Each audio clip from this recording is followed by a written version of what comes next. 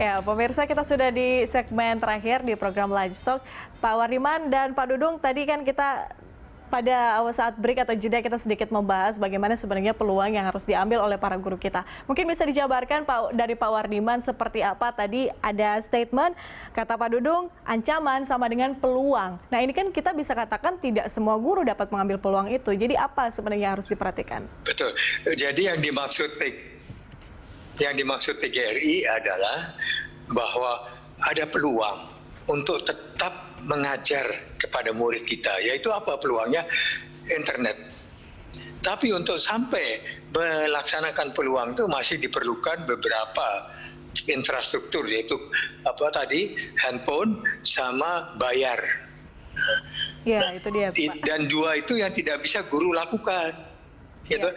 Guru hanya bisa di luar itu, yaitu keliling yang sudah dilakukan oleh banyak guru di mana ini di Indonesia ini, di PGRI. Nah, yang masih kurang menurut saya adalah bimbingan guru atau dari kepala daerah untuk guru lebih mudah melaksanakannya.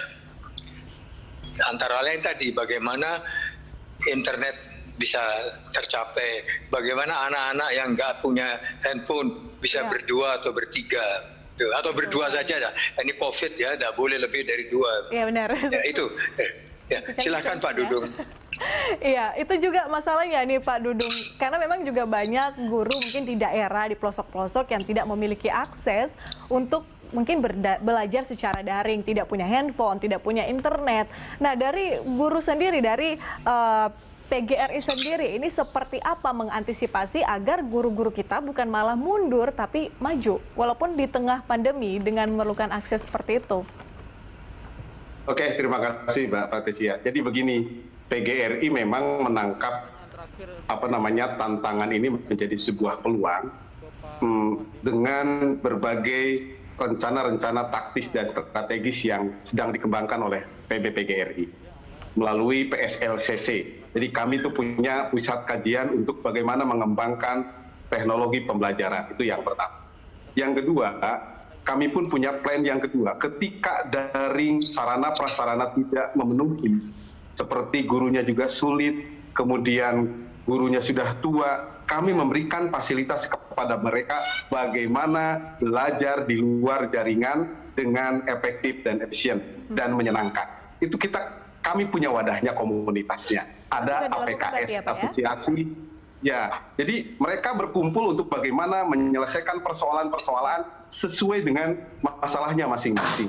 Nah, itu yang kedua. Yang ketiga, guru-guru kita pun dilatih di PGRI untuk bagaimana melayani semua dengan persoalan yang berbeda-beda. Contoh, ketika ada siswa di dalam satu kelas 30 orang, 50% mereka yang punya HP, sementara 50% bagaimana? Mereka bekerja sama dengan orang tua siswa untuk menyelesaikan supaya pesan proses pembelajaran ini bisa berlangsung dan diterima oleh siswa di sekolahnya masing-masing.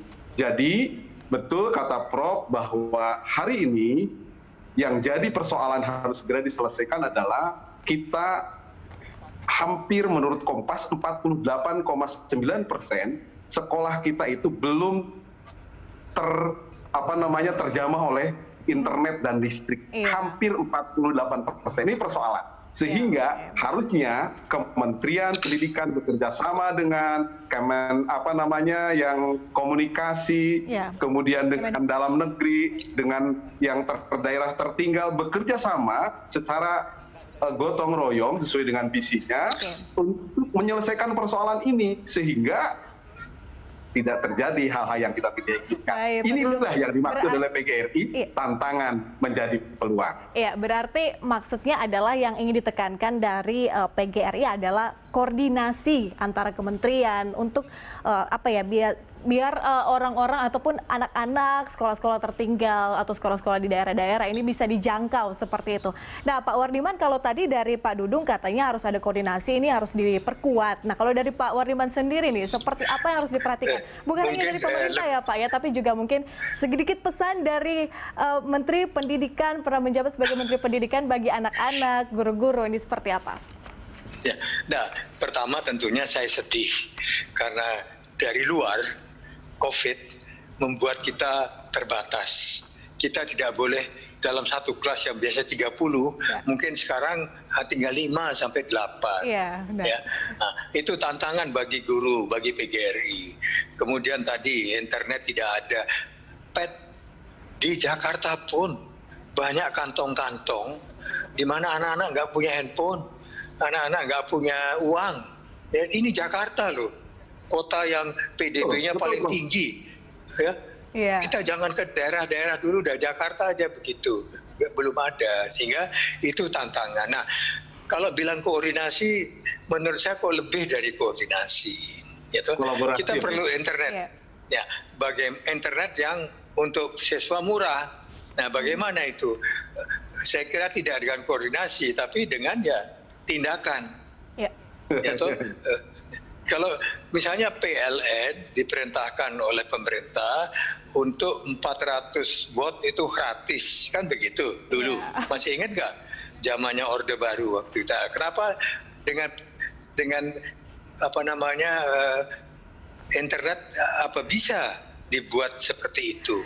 Oke, Sekian. baik Pak Wariman dan Pak Dudung, ini menarik sekali sebenarnya perbincangan kita, namun sayang sekali waktu kita terbatas, Pak Wariman dan Pak Dudung. Tinggal 2 menit. Kita harapkan pastinya pendidikan kita di Indonesia sudah 75 tahun kita merdeka, tapi bisa dikatakan perkembangannya bisa kita katakan seperti itu ya, seperti lambat seperti itu Pak Wariman juga Pak Dudung. Tapi kita harapkan tentunya di usia yang baru ya, bisa dikatakan 75 tahun untuk beberapa tahun ke depan, tidak akan sampai 100 tahun lah, untuk pendidikan kita bisa berkualitas. Pak Dudung dan juga Pak Wardiman, terima kasih banyak sudah hadir dan bergabung bersama kita di Lunch Talk siang hari ini.